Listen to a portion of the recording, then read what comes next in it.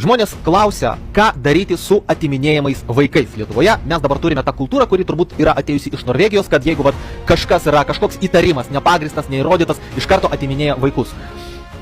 Labai svarbu suprasti, aš apie tai esu šnekėjęs jau daug kartų.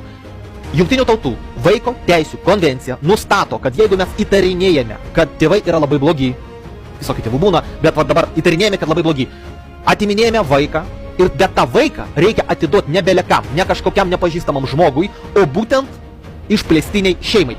Vaiko teisių konvencijoje vartojama ta savoka išplėstinė šeima. Išplėstinė šeima tai yra ir seneliai, ir tetos, ir dėdės, ir pusbroliai, ir pusseserės.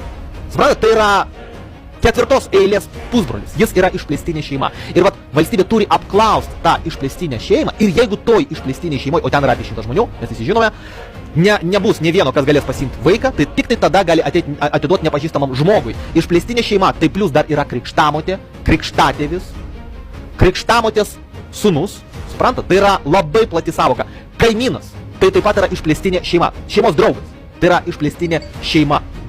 Ir šita taisyklė ji nuolat pažeidinėjama Lietuvoje. Ji jau yra pažeista apie 1000 kartų per pusmetį, kurį mes šnekame apie šitą problemą.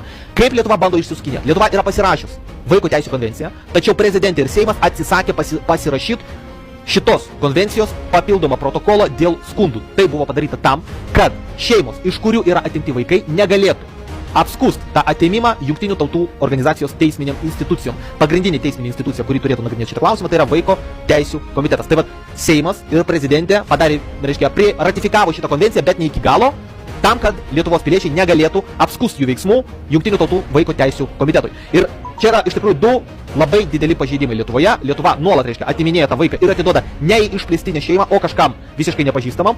Ir antras pažeidimas tai, kad Lietuvoje yra labai daug pedofilijos atvejų. Tai tas Jungtinių tautų Vaiko teisių komitetas galėtų nagrinėti ir pedofilijos atvejus, tačiau Lietuva neleidžia Lietuvos piliečiams skųstis dėl pedofilijos į Jungtinių tautų Vaiko teisių komitetą. Kodėl Grybauskaitė taip daro, kodėl Seimas taip daro, kodėl Pranckiečiui tai patinka, kodėl Skverneliui tai patinka, tai yra atviras klausimas.